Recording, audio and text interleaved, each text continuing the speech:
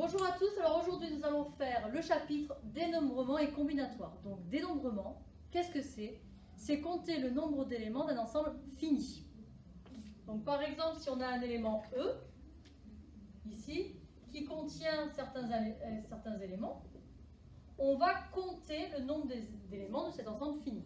Exemple, on va noter donc le cardinal de E, donc le cardinal c'est le fait de dénombrer, va être égal ici à 1, 2, 3, 4 éléments.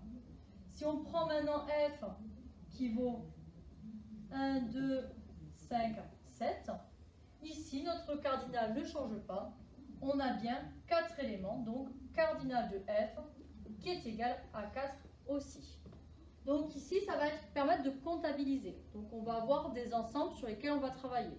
Exemple, si nous avons deux éléments, ici un ensemble A fini et un ensemble ici B fini, lorsqu'on va comptabiliser le A union B, c'est-à-dire comme ceci, on va tout réunir. Attention, ici on va parler de l'intersection des deux. Alors ici on va avoir la formule que le cardinal de A union B va être égal au cardinal de A plus le cardinal de B. Malheureusement, on voit que l'intersection va être comptée deux fois. Donc, il va falloir retirer l'intersection des deux. Attention, s'il n'y a aucun élément en commun, on dira que nos éléments sont disjoints. Alors, par convention, on écrira que le cardinal de l'ensemble vide est égal à 0. Donc ça, c'est quelque chose que vous avez déjà travaillé, notamment lorsque vous avez travaillé sur les probabilités. Donc maintenant, on va illustrer ce principe de la réunion et de l'intersection avec un simple exemple.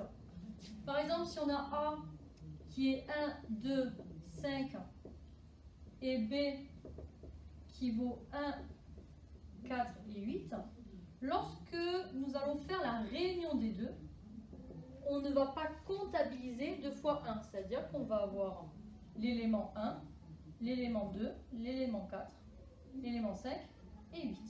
D'où le fait qu'on enlève une fois l'intersection, qui est ici 1. Donc ça, c'est le principe de la réunion et l'intersection. Maintenant, nous allons travailler sur les ensembles multiplicatifs. Donc par exemple, E1 fois E2.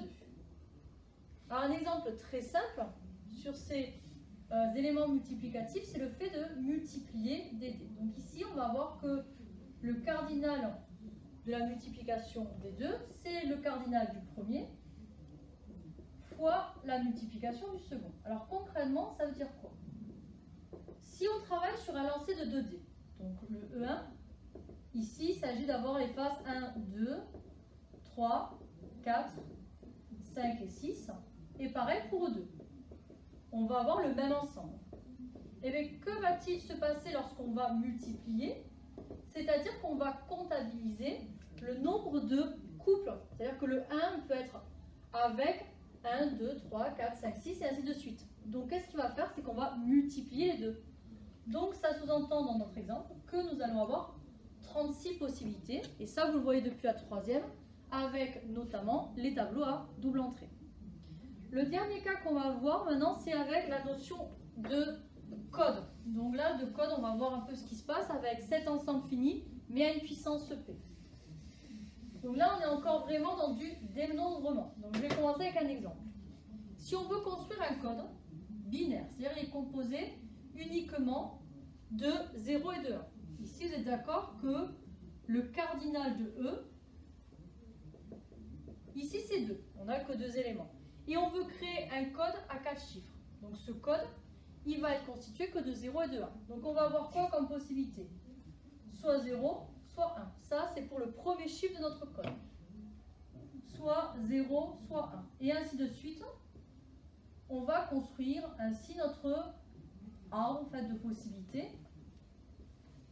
Et on va le continuer pour jusqu'au 4e chiffre. Et donc là, ici, on va avoir clairement 2 fois, encore 2 fois 2 fois 2. On va avoir ici du 2 à la puissance 4 qui va nous donner le nombre de possibilités dans notre code. Et bien ça, le cardinal en fait de E, quand on va l'étudier puissance P, donc c'est-à-dire la multiplication des répétitions de ce code, ça sera n qui est le cardinal de e à la puissance p. Donc en fait, on va vraiment dénombrer le nombre de possibilités. Alors là, c'est la fin de notre première vidéo sur ce chapitre. Je vous invite à regarder la vidéo numéro 2.